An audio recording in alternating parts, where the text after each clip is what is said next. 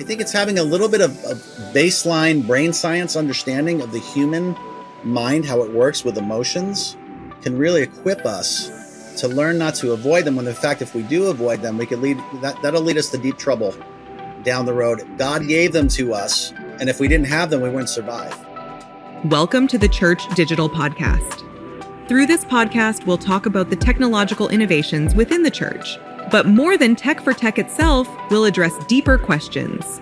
Is disciple making possible digitally? How should we approach the digital mission field? Can a biblically grounded church operate in digital space?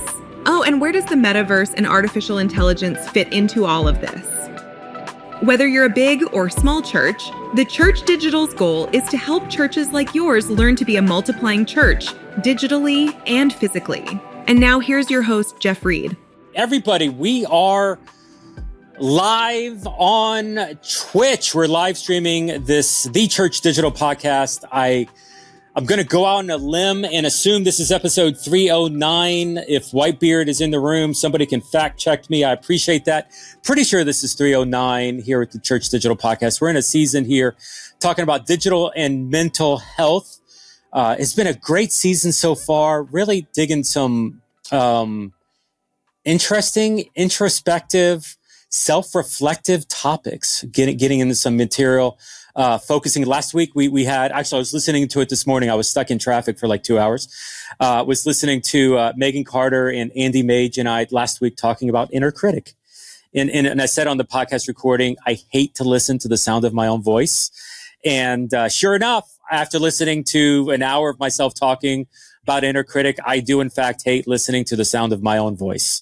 So I just wanted to share that. And I almost did it there. I also noticed I say and ah way too much when I'm having these podcast conversations. And so my inner critic is calling shame on myself for that. And so now I'm wanting to better focus on not being that guy and trying to be better focused on, they're gonna get, dang it. All right. I got to stop this. But hey, I'm looking forward to this conversation. Today we're going to get to the guest here in a little bit. But Megan, thanks for coming back, co-hosting here this season. Appreciate you again on that. Yeah, no, I love it. I'm so excited. And today is not an easy topic, but I think it's a really important one. Yeah, I almost want to give you credit up top here and give you an opportunity to dig into this because, you know, we've said this in the podcast. Megan is really the brainchild on this season. I just said to Megan, "Hey, Megan, I want to talk about mental health and digital ministry." She came from First Capital Christian Church Anywhere. She's got digital ministry background. She understands this stuff. You know, Tyler's got a great ecosystem up there with his church. But Megan also is AACC and is working through the mental health aspects and is really passionate about some of this stuff. And so, and is well spoken. She's done from text to testimony and has her own podcast that deals into this. And it's like, I want to involve Megan in this project as we're trying to figure out how to, better equip our digital missionaries to speak into the space. But I asked Megan, I was like, hey, come up with some topics. And this topic, this round, I'll be honest, I was like, I never thought that. Like, I didn't see this one coming. Inner critic, I understood. A lot of the other ones, like, yeah, I understand how that fits. But these two, like, this was off topic for me. This was, let me dig deep. And so, Megan, I'd love for you to maybe take a minute, set up the topic and why this is so important for us to deal with. Yeah. And, shame versus guilt is such, I don't know, we like to use those words interchangeably. And that's where we get into an issue, is that they have different implications. There's different kind of definitions, even though we get the same emotional feeling from them. So that's why I think it's so important to talk about, because, I've heard it said once before and it's stuck with me ever since, is just, guilt is something that we've done. So something we've, done and that we maybe should have a little guilt for. But shame is we perceive of who we are.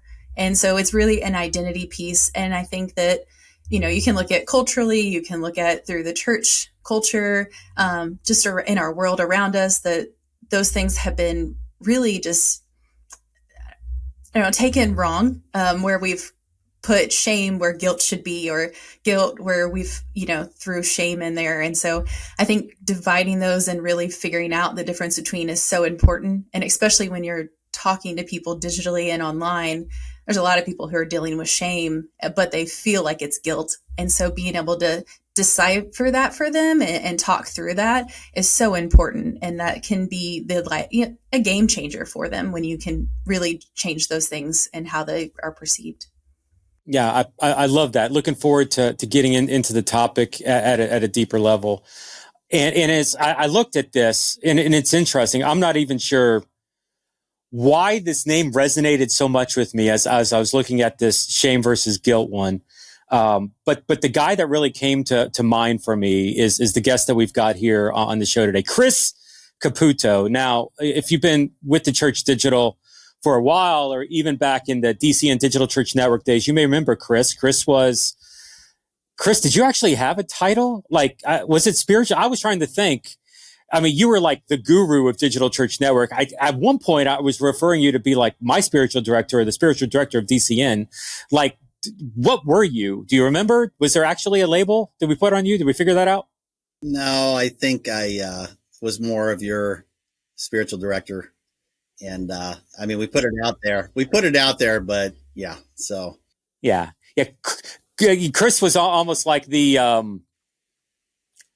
man, I don't remember the guy's name from Lord of the Rings, but there was like the king, and then there was, this is going to be a horrible analogy, Chris, I'm sorry for what I'm about to say. There was like the king, the human king, the man king that was in charge of like one of the kingdoms. And then there was like the evil wizard who was like whispering over the king's shoulder saying, do this or don't do this, who was really manipulating the king in the evil way. And then eventually like the White Knight Gandalf broke the spell. Like, okay, take all the evil manipulative out of what I just said, but that was really Chris. Like, we just had this really great, relationship where a lot of the strengths that I had and were great, but a lot of the weaknesses, a lot of the relationships, a lot of the way that Chris viewed things was kind of very complimentary to that. And talking about blind spots, like Chris was really kind of a go-to for me in that season as we were trying to get what was Digital Church Network, now the Church Digital, really started in that season.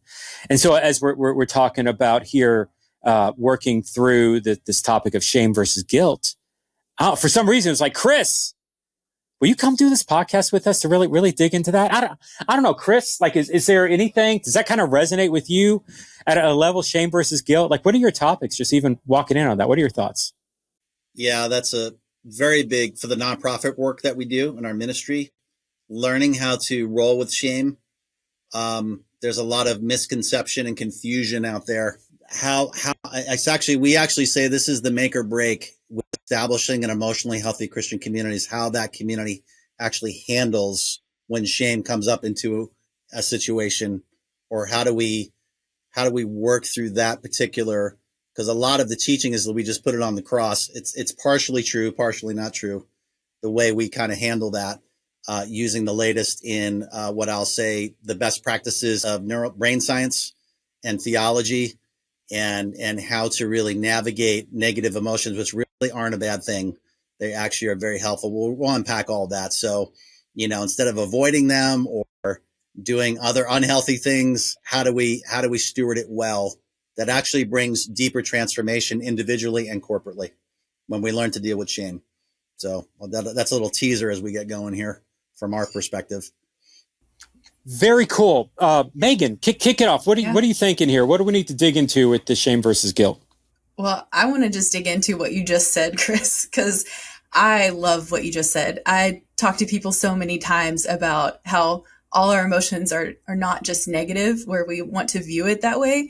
So I would like to dig into that just a little bit, where, we have this idea in our heads that have been put there by somehow, that all emotions are negative. I mean, you see that, like, if you're sitting in like a meeting and someone is crying because whether they're like, for me, I cry when I'm frustrated, like if they're frustrated or if they're sad or any kind of emotion, but it's viewed as like negative because the first thing that comes out of their mouth is like, oh, I'm so sorry, I'm crying. And I'm like, oh, please don't apologize. So I would love to just kind of dive into that. Like, what should we view like emotions as? Yeah, I refer to them as warning lights, dashboard indicators when there are big emotions that can be perceived as negative. So as a baby, if you're a mother watching this, on this podcast, when you see your baby, is it like, is my child sad? Are they hungry? Are they angry at something? Are they scared?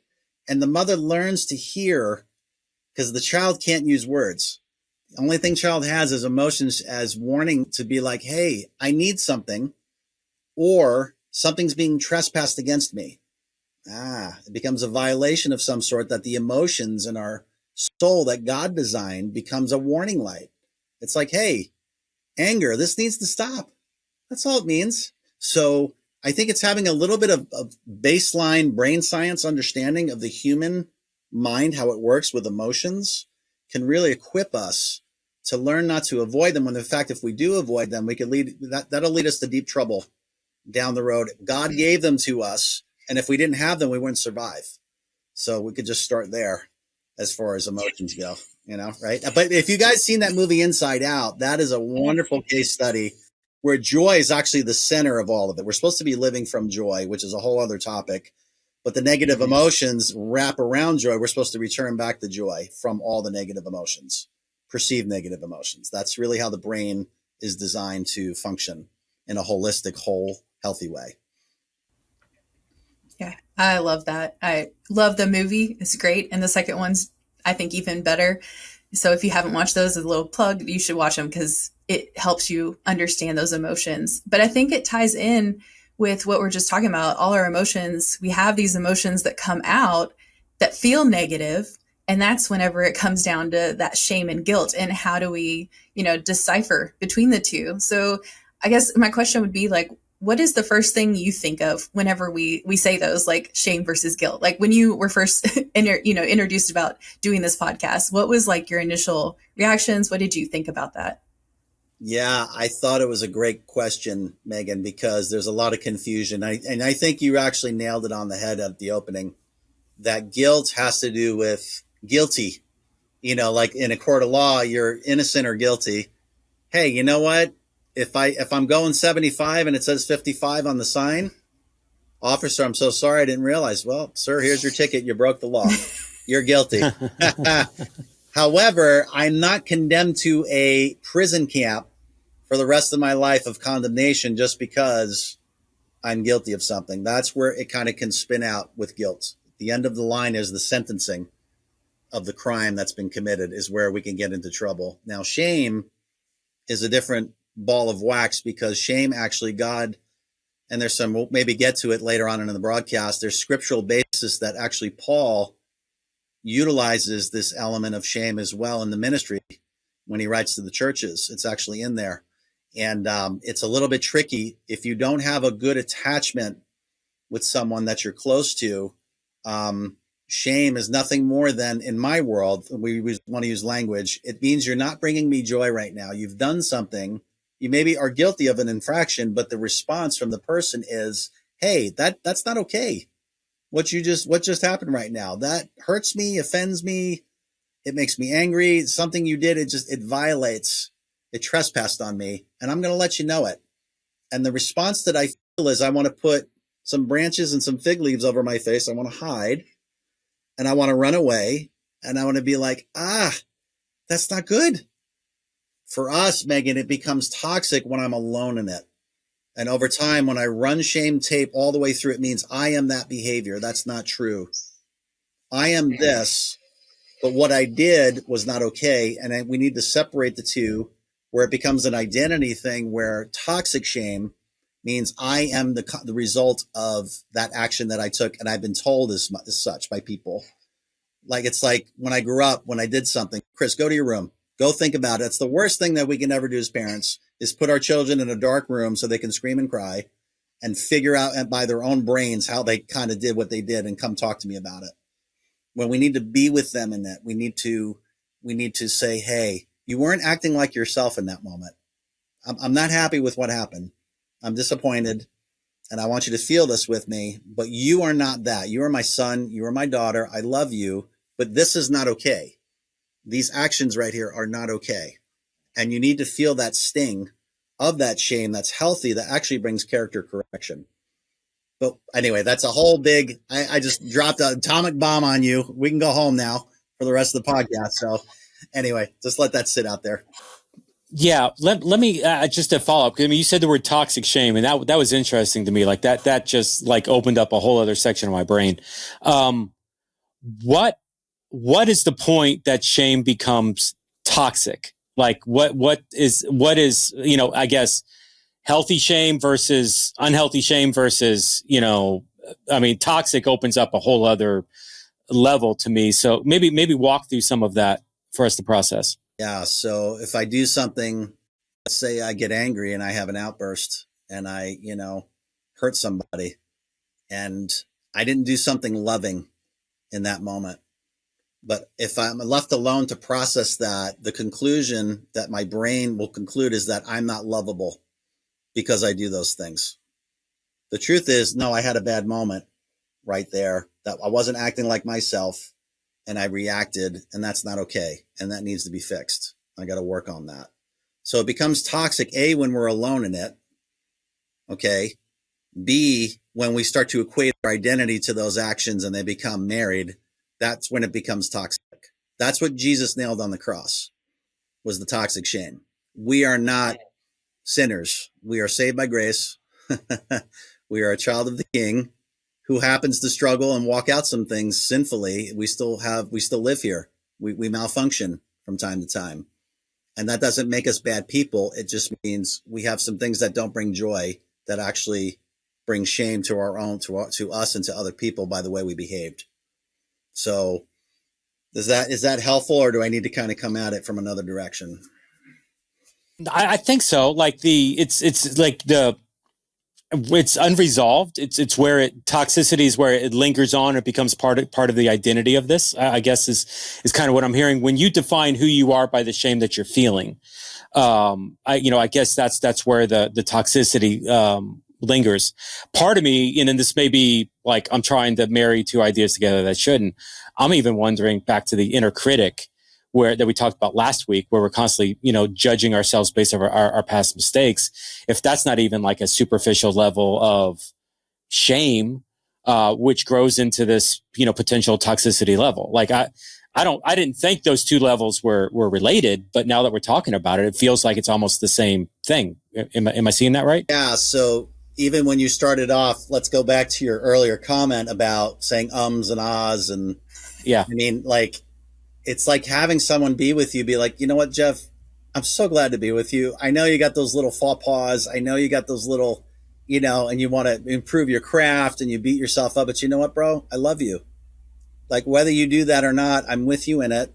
What do you need from me to walk with you to trigger you not to do that anymore? How can I help you and be with you when you feel like the inner critic, when you feel like you've done this and that?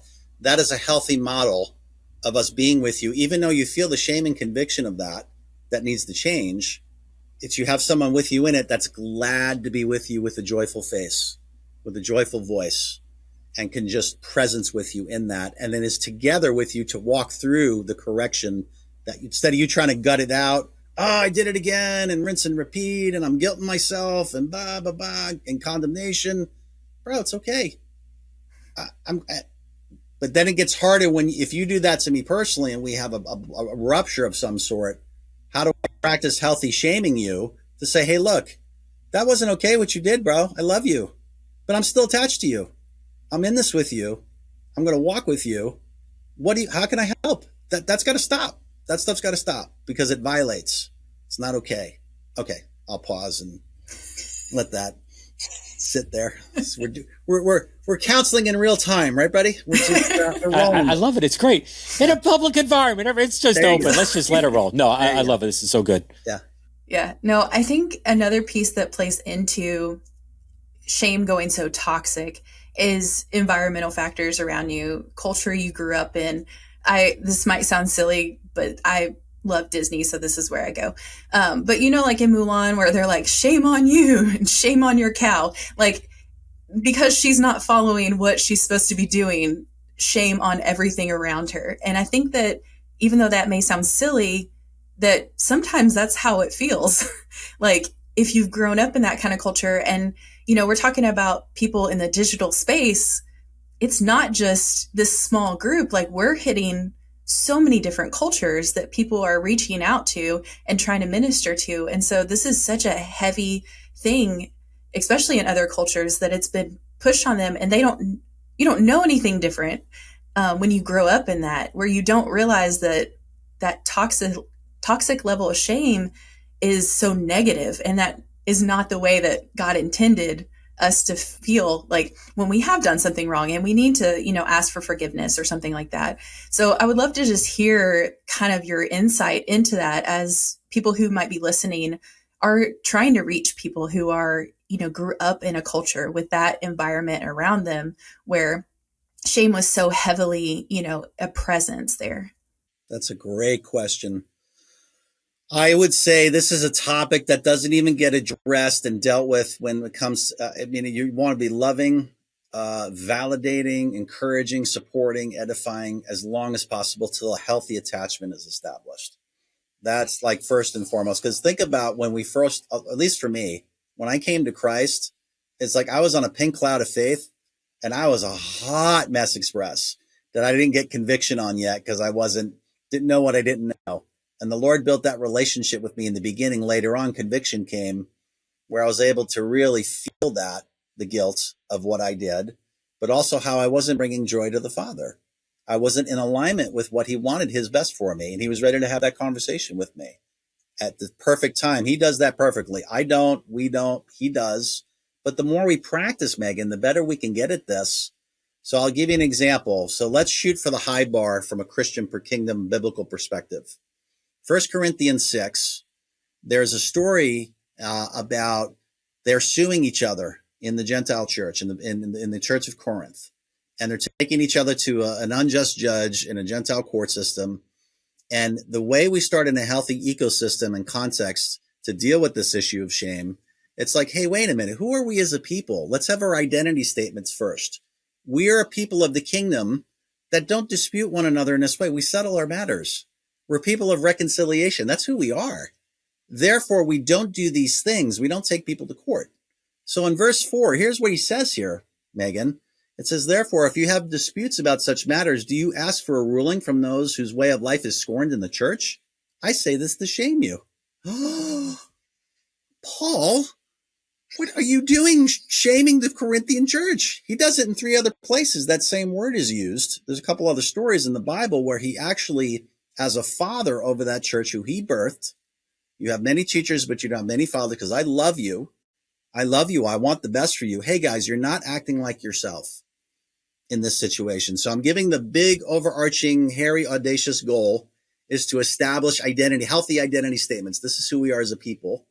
Therefore, we don't do these things, and the code becomes the healthy culture. Now, shame in cultures that are shame-based, you have to love people for a while to establish that relationship of trust, to then move them into a kingdom context where they can actually start to embrace, understand who God is through his scriptures, that God is this way, therefore we are this way, and therefore we don't do these things. And we're going to love you back to you. And if you get off center, that's okay. We'll correct you. But this thing is not bringing joy to God's people or to him. And that's okay, because you don't know what you don't know. Or maybe you do, that's okay. But we're glad to be with you. We love you because we want to see you fully develop into who God's made you to be. And there's some things that are not okay, and we got to talk about that. And shame is the roadmap to correction, to character transformation. Okay. There you go. So we went from Mulan. Was it Mulan we were starting with? Mm-hmm. Yep. We went from Disney back to the kingdom, back to Mulan. So, crazier things have happened. That's right. Oh, hey, one more thing I want to say about that word. It's called entrepo. It's in the Greek. If you study the word, you just do a Google search, New Testament, Paul and shame. That word actually has a double edge to it. So you're back to your Mulan example.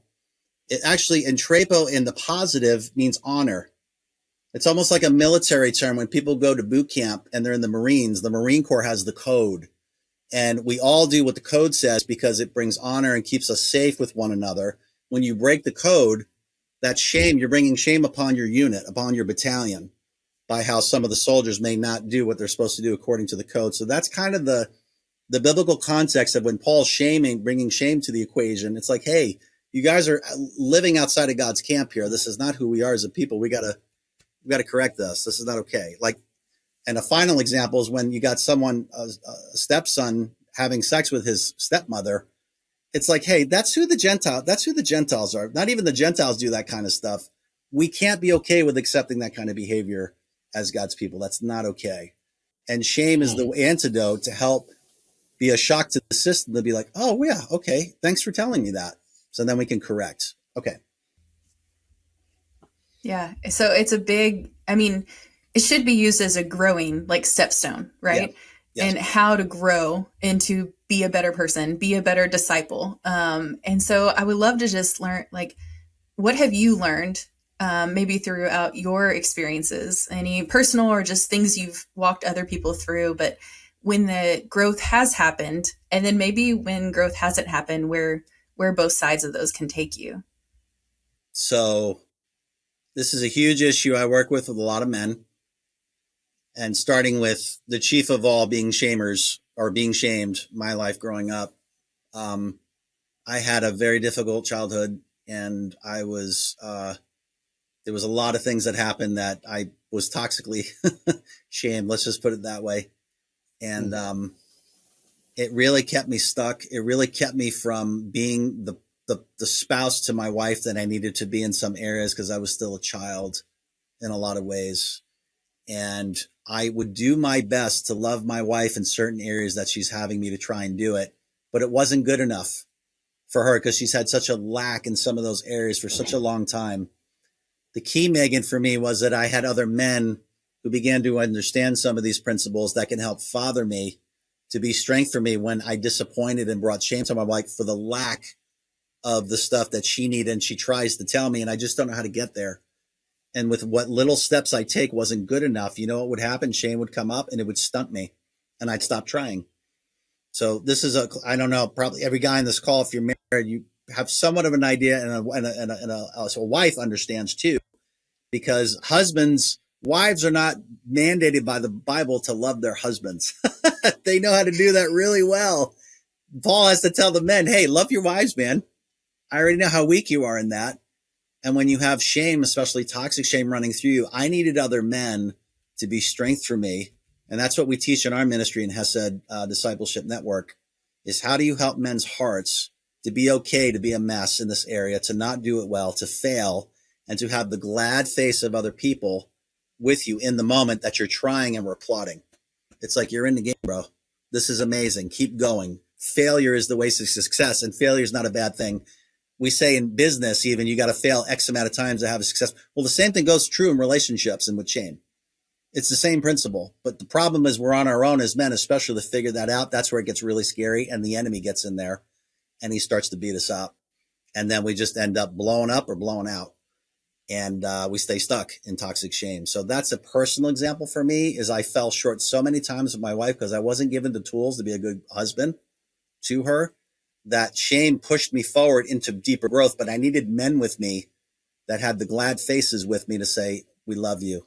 We're with you in this. What do you need from us? And they rose up and joined me on that journey. There you go. That seems to be a consistent theme that we've been talking about each week. You know, even DJ Chong week 1, removing the stigma, talk about it with others. I've talked about, you know, even my story within the past year of how, you know, there was a season earlier this year where I was going through depression, and even just saying the words to Andy Mage, hey, I'm depressed. You need to know that. Really remove 70-80% of that stigma. Andy talked last week about some of the things he was going through with his inner critic, and how sharing it with his wife and really just spilling the can of worms everywhere and letting her, you know, soak it in early on in their marriage really removed some of that power. And so, like, as we look at, you know, shame, is there really that much? Like, what is it about talking with people that removes the power from it? Is it just sharing the ideas, or like, is it helping find joy? Like, what is it within that relationship among other guys or other people building on that? What are you feeling, Chris? It's the faces. It's the mirroring back. Jeff, when you were young, the inner start with Jeff creating the inner critic. You know where that happened? Was because what was reflected back to you is the mind imprints that. And then if we receive critical looks, critical comments, then we begin to embody that. So The way to override that is new wiring of new faces that are glad to be with you when you fail. Because then you know what? Then you start to smile and laugh when you fail. It's like, oh, it's okay for me. I'm not going to criticize myself anymore.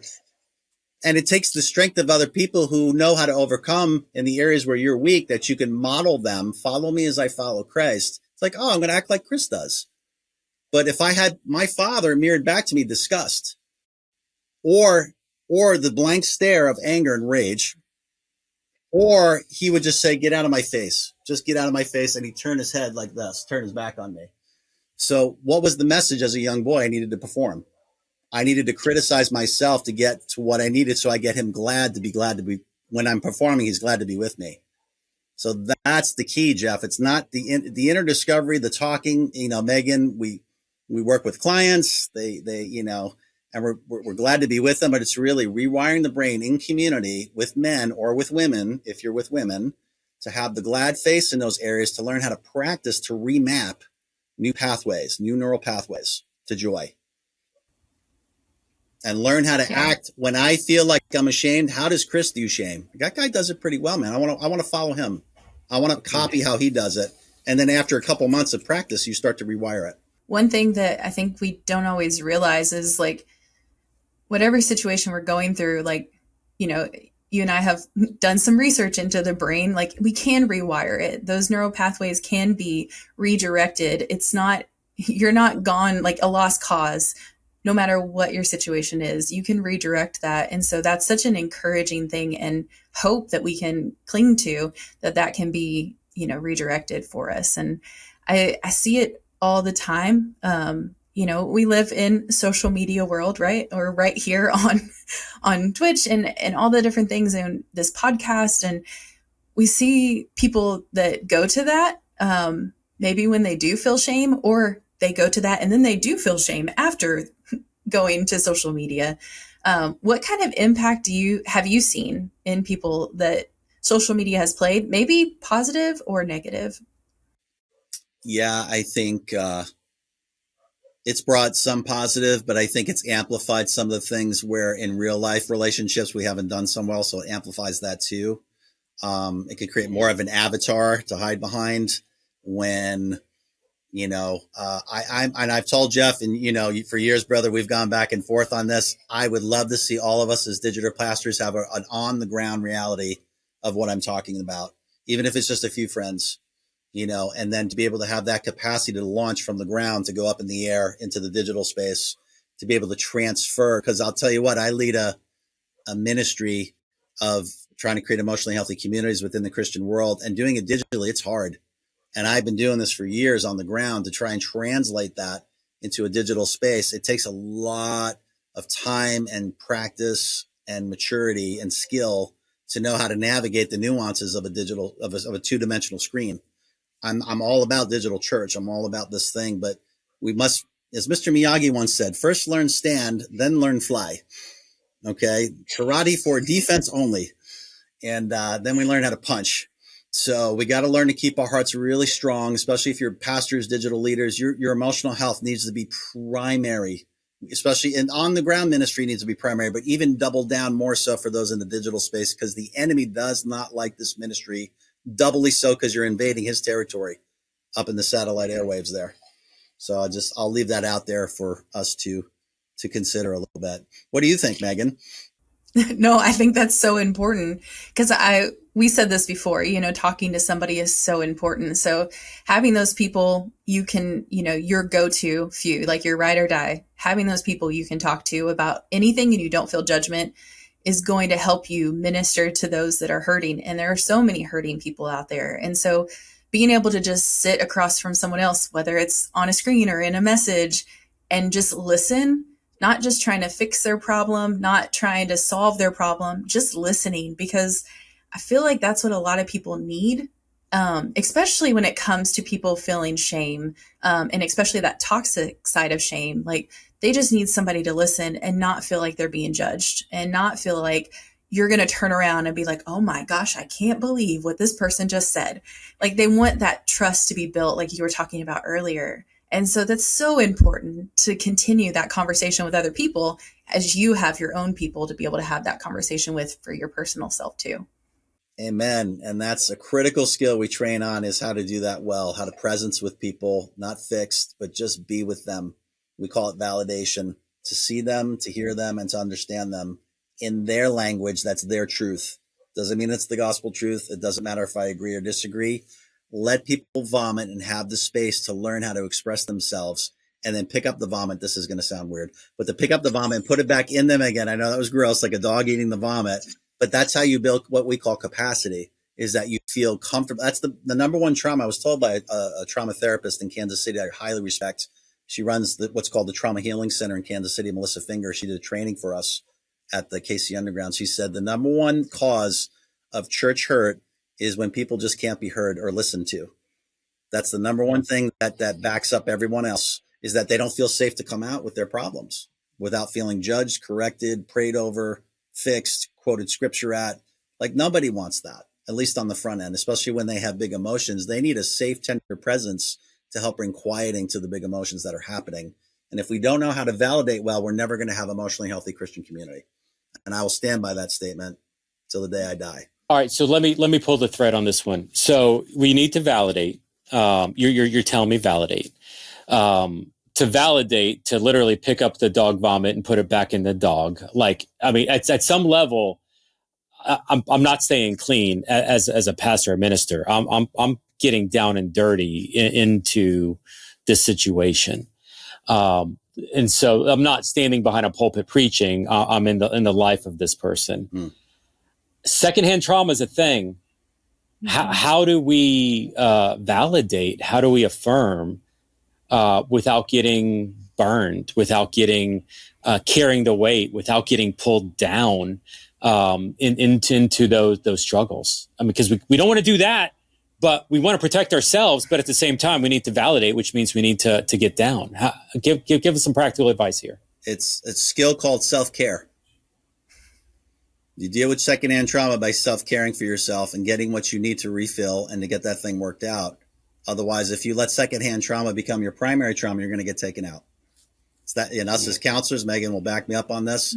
We deal with what's called countertransference in the professional world. We've got to learn not to vomit our own things and opinions on people because we get triggered. So validation is not about me. It's about that other person, being with them in it and their truth. And here's what will happen, Jeff. The more we're able to do that, we become a gentle protector of people's hearts. They give us more of their hearts, and they'll actually start listening to your counsel. When it's time to get to the solutions, they'll actually start doing it. So I say, stretch the gap of validation to be with people. If you have low capacity for it, then who are your people that are around you that are pouring into you on the ground, not digitally, on the ground where you live, because that's your home base. Jesus had Peter, James, and John as his three best friends. The Lord himself needed those three guys. Yeah. To refresh him, to pray for him, to go to the top of the mountain into the Garden of Gethsemane. Jesus himself, think about that, gang. Jesus moves in concentric circles of leadership. He had those three who Paul refers to as the foundation in the book of Galatians. So who are your three? Or two? At least have two, three total. That would be my response to that with secondhand trauma, Jeff. Sorry, I would also add, know yourself enough. If you have such a helper mentality, and that's what God has gifted you with, you want to be able to help them, but also in doing that, a lot of times you try to take on what they're feeling, and that's where it goes to. So have that and be able to set up boundaries where you bring yourself back to reality. Be like, okay, this is their situation. I want to be there for them as much as I can. I want to help them in any way possible, but I have to also realize I can't do it. I can't change what's happening in their life. And so when you can put that boundary in place and put that reality, ground yourself a little bit, that can help. And when you know yourself and know how you respond to those things, that makes a big difference, because there's going to be some people that they can care for people, but that's not going to be as big of a struggle because their personalities don't lean towards that. And that's the power of team, right? Is having those people where you're weak, you have other people who have strength in those areas. You can have them help you bear the load. That's excellent. That's a great point. So good. We're actually in the process of building in, as even talking about the counterbalance of the strengths and weaknesses. Yeah, I know you're a big APEST guy, Chris. We've really been beating in the idea of APEST. We had Alan Hirsch, actually was episode 300, and pitched that idea.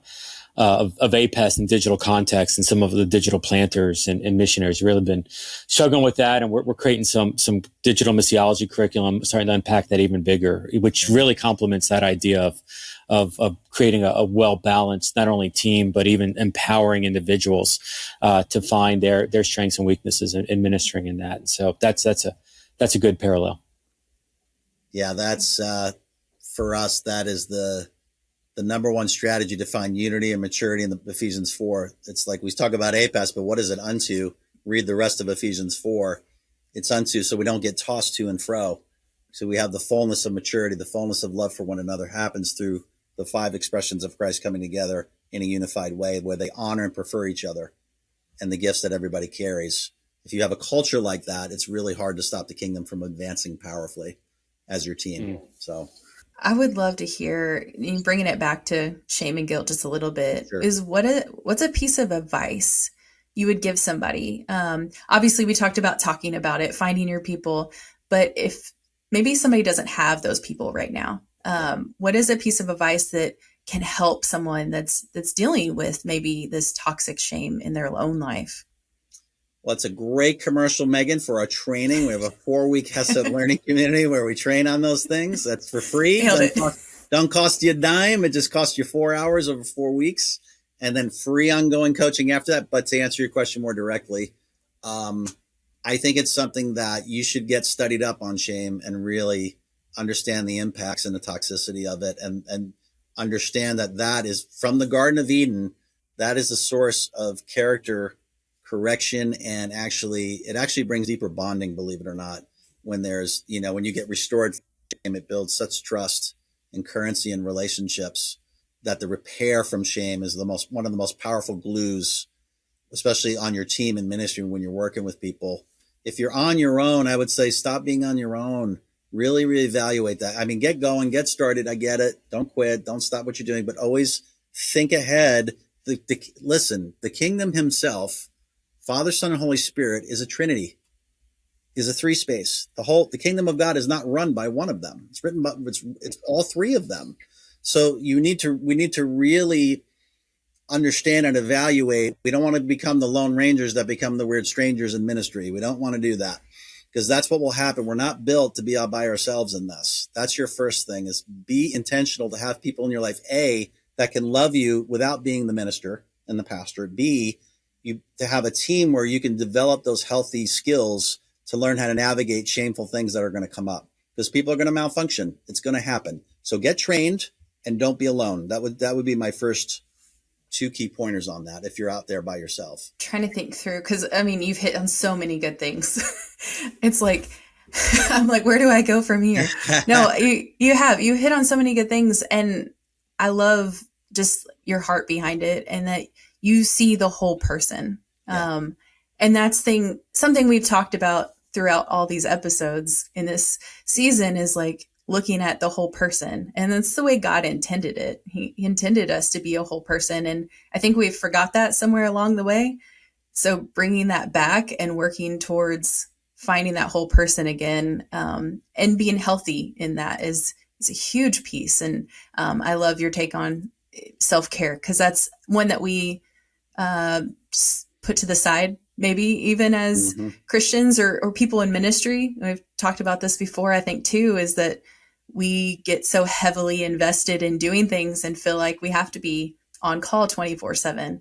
And then if we're not, we may start feeling some of that toxic shame of, well, what if something happens? What if this? We start playing the what if game. Yeah, right. And so that can be so hard when it comes to that. So I think it's a really good reminder to bring ourselves back, to take care of ourselves, so that we can in turn help other people through different life situations. I would say the book called The Other Half of Church, written by Jim Wilder and Michael Hendricks, needs to be in all of our libraries. I can't say enough about that book. It goes into chapters on shame, is epic. The way I've done my best to do what they say in that book, but also how to cultivate the ingredients to a healthy Christian community expression are laid out in that book. I would suggest that. Go ahead, Jeff. Totally and completely recommend that book. We've read it. We've taught it. I've actually talked with the authors about it. It's interesting. They don't they actually are not a big fan of digital/social media, and social media is awful. They're not wrong. But their view of community is among some of the digital pastors that we work with, is challenging us on how we're defining digital community. Like they're setting the standards at some level, and they're talking about in physical context that we're leaning into digitally. And so Chris made that recommendation of a book for me, maybe 2 or 3 years ago, and I can't tell you how many times I've brought that up in conversations and conferences and things like that. So very good. Hey, I wanted to flex on something. I asked a question. I'm on my mind. I'm trying to take all of this and spin it into a practical environment, right? And so, as what I'm understanding is part of what we're trying to do is as ministers, as pastors that are going through guilt and to prevent from toxic shame, is where we're putting on a smile, we're reflecting love, we're jumping down and validating and affirming them in that, and through joy, pulling them back out. At some level, what we're doing though could be causing guilt. Like they can be too reflective in what they're doing, and they can be taking a simple word with the inner critic to a much deeper level. Like we could be saying X and they're going all the way to Z, in which, paints it into a difficult environment. How do we, especially digitally, things get lost in context, true meaning, it's text, they're not seeing body actions in physical space. Sometimes it's hard to read emotions. How do we keep ourselves in check? How do we keep the other person in check so that what we're saying isn't misunderstood or misconstrued and taken to a darker level? Like, we don't want to drive people into toxicity level, but sometimes our words do need to carry weight to help them understand what they need to do is wrong and getting out of that. How do we, where's the line of healthy and unhealthy, not for us, but for the people we're doing ministry with? I think we need to start with the Word of God. I'll give you 3 verses. If you're, especially my theologian brothers on this call right now, I want you to wrestle with God on this. That's the first thing, because we've got to land theologically in a place that's healthy, because then health will outflow from that. 1 Corinthians 6:5, 2 Thessalonians 3:14, and Titus 2:8. It's the same word. And to really biblically, it's like Paul is using that S word in a very strategic way with his people. And the first thing, though, I would say, Jeff, is that we need how to build healthy attachments with one another is the primary focus. Salvation with God is healthy attachment, because we're not going to hell. We're going to heaven. We're getting pulled up with him, with Jesus and Father and Holy Spirit. We also must have healthy attachments with one another. Okay? When we're not acting like ourselves, we got to have a healthy correction protocol. And if someone can tell me another way around shame to do it, I'm open to it. But it's done in a way where it's relational, it's connected, it's identity based, where we are people who are this. You are not that behavior. You're loving people, encouraging them, being strong for them. I know this sounds a little airy fairy and like, what is this guy talking about? Well, I'm starting with the scriptures. I'm starting with how Paul did it. Okay. So we need to wrestle with these words. We need to have language. We got to learn how to say, actually, shame is healthy. Toxic shame needs to go on the cross. Absolutely. Hallelujah. Because we're not alone anymore in those feelings. But in a community context, shame is the most powerful antidote to transformation health in a community. You either can buy that or not. Go take it up with Paul and then go to the Father and then get upset with him and say, Lord, I don't like this. And he's going to go, I love you. I keep coming. Come on. More answers are going to come. So we need revelation, Jeff. We need understanding. We need a reset of our paradigms. If we don't believe in, if what I'm telling you, you don't believe it, that's okay. I love you. I'm glad to be with you. But I had to wrestle with this too, because shame I almost killed myself. I was suicidal for years. until the Lord came. And then I got more understanding of this. Now I'm actually embracing it. I'm like, bring the shame, baby. Let's go. If I'm connected to you in love and health, I love it because of the blows of a friend are more helpful than the smiles of an enemy. There's some proverbial, that's from Proverbs, man. It's from Proverbs. I got the address on that, but let's study the scriptures first, Jeff. Let's get a biblical foundation of this, and then let's go from there. I don't know, Megan, what do you think? Am I on the right track? Give me some healthy shame if I'm off base on that, please. No, I agree. The only thing I would add to it is like, there has to be that foundation of trust built with that person you're talking to. If you don't have that, then that's where that toxic piece comes in. Cause I can think of growing up in the church and people were like, well, I'm just speaking the truth. And I'm like, yeah, but like, you don't have the right to speak into their life right now.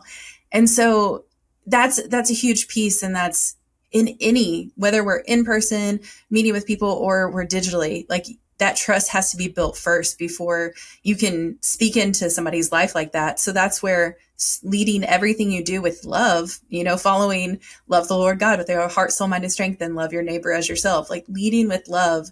And then you can help step into their life and step in and be like, hey, hold up, let's reevaluate what's going on here. And that will be taken with so much more respect. It will be taken to heart rather than just somebody being like, you're wrong. I can't believe you would do that. And then they just put up a wall. So like anything you're trying to like tell them about Jesus and share with them, that wall's been built, and that's going to be really hard to break that down before you can speak back into their life. So that's the only thing I would add. Everything else I love. Amen to what you said. And I want to apologize. I don't want you stopping me in the middle of a conversation. That's like chapter 6 of a book that I train people on. I'm giving you absolutely. This is like the steak of the steak is this one thing right here. So thank you, Jeff, for bringing me on to one of the hardest topics on the body of Christ to have. But it's the truth. This is hard stuff to talk about, gang. And what you said, Megan, is right on point. I couldn't agree more. To establish that foundation. Yeah, I'm telling you, this is just, first off, a great interview, great conversation. I want to give you props, Chris. Like you're communicating this very clearly. I was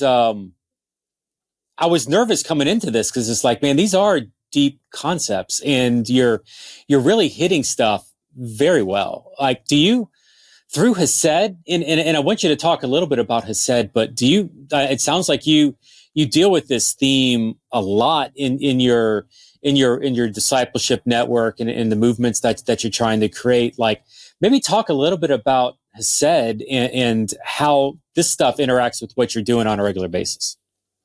Well, just you saying that, Jeff, is a testimony of some of the work I've been doing with my speaking, and something that where I don't bring joy to a room as I start to increase the rate of my talking and teaching. When I feel people are overwhelmed or they don't understand or don't even like what I'm saying, I get triggered, and I would hit the gas pedal and accelerate, when really I'm learning to slow down, to use my words well, and to let people have their disagreements, to let them have their space to really wrestle with me on some things.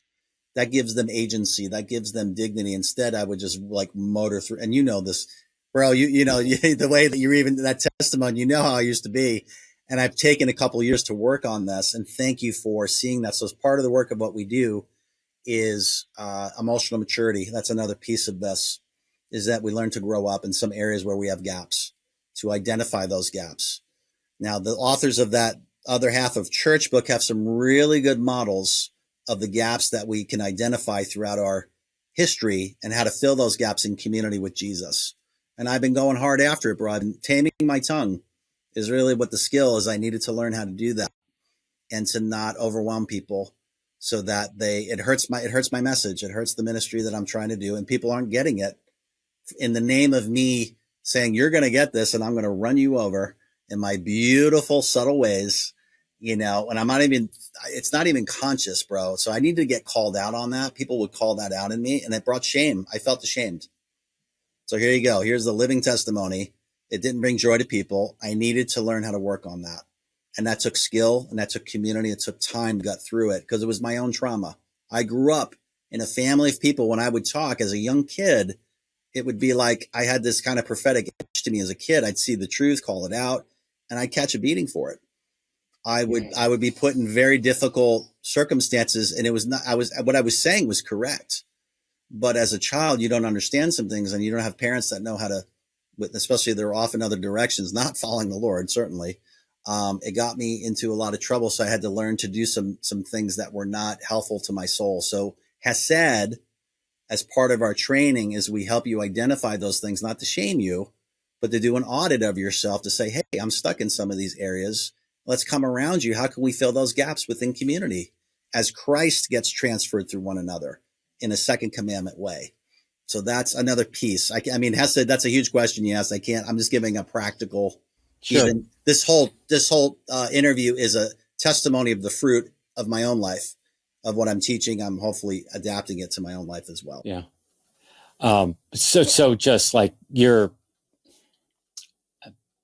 I hate to say this, like, because I don't want this to be interpreted negatively, but I can remember having conversations with you a couple of years ago, on topics, not this topic, but other topics. And it's just, I'm literally blown away. And, I'm used to blowing people away with radical concepts and stuff like this. And so I know what that looks like. And I just, anytime it was with you on deep stuff, like it was that, but this, like the improvements is marketable. Like it's noticeable, going from what was to what is. And so, man, congratulations. If somebody wants to get in touch with you to talk about Hesed, what's the website? What's the best way to get in touch and to move forward, learning more about what you're doing? Support at, and it's one word, 3 words, Hesed, HESD, discipleship network.com. Support at Hesed discipleship network.com. And that's Hesed, HESED. Correct. Okay. HESED discipleshipnetwork.com. Support. Very, very cool. Man, this has been, Megan, this has been a lot of, well, I mean, I don't know if fun's the right word. I started to say fun. I mean, I love hanging out with my friend, but, I mean, some heady topics. What was the proverb? A punch from your friend is better than worth more than the smiles is more important than something like the smiles of an enemy is what you don't want. Smiles of an enemy, a punch from a friend. Okay. All right. So I'll have to deck my friend, moving forward. I do. There's an interesting, I don't want to have this conversation now because I don't know if there's time, but I'm filing this away because I really I would do like another 20 minutes just on this idea of, you were talking about your inner circle, the 3, and you alluded to that being you needed a physical base to be grounded in. And part of me is like, yeah. And then part of me is like, but. And so I don't, in my mind, I'm like putting a flag on this. I may want to hey, Chris, let's come back and let's have that conversation again. Because I agree that we need to get grounded. I'm all about, walking, some of my friends talk about like taking a walk in the woods and just getting grounded into nature. And there's this interesting line. I don't know why this resonates so much with me, but there's this really interesting throwaway line in the movie Die Hard, where they're trying to get rid of being on jet lag because he's flying across the country. And the guy sitting next to him on the plane, it means nothing for the entirety of the movie, but the guy sitting next to him on the plane is like, oh, just, take your shoes off and walk in the carpet bare feet. That always gets rid of jet lag for me. Who cares? But in the context of what happens at Nakatoshi Tower at the middle of, Christmas Eve. But the idea of the physical interaction having, impact into who you are, I think resonates strongly. And I know Chris is like itching to have this conversation. I'm not going to let you, because we're going to come back and we're going to dig into that at a later point. But I just want you to know, like in my mind, you said that, I caught that, and I am unpacking that at some level internally in a healthy, non-toxic environment, non-judgmental on either side, because I appreciate the. I'm trying to see if I can. Is it guilt? I appreciate the guilt. No, because I'm not internal. Anyway, I appreciate the comment. I don't want to read too much into it. I am not going into pop psychology where I have no idea what the crap I'm talking about. So I'm not going to go there. Stay in your lane, brother. Stay in your lane. Stay in my lane. Exactly. So I'm going to land the plane before I screw this thing up anymore. Inner critic. Okay. But so we are good. I always love like the last 2 minutes. They're so much fun. Megan Carter, you've been so good landing the plane over the past couple of weeks. I'm going to throw this to you as we're wrapping up here. Any closing thoughts on your side? No, I think the biggest thing. She's got nothing. Yeah. Okay, no, I'm kidding. Go ahead, please. No, I got. Be like, oh no, not this time. No, the biggest thing I think a lot of it boils down to is like not letting that shame and that toxic shame become your identity. Right. And that's where we start taking it and we go isolate ourselves. Right. So don't let it become your identity. It's not who you are. So let's learn how to grow from it. And when you grow, you're going to be so much more than you ever thought you could be too. It's a great learning piece. Like you said, Chris, that, failure is not like the worst thing in the world. It really does help you grow. And if we can start shifting our mindset on that, that can change. And it can, I think, be pretty revolutionary of changing your life and other people's too. Beautiful. And with that, we're going to wrap up. So for Chris, for Megan, this is Jeff with the Church Digital. Thanks for jumping here on the podcast. We'll see you next time on the show. Twitch people, thanks for hanging out. Y'all have a good day.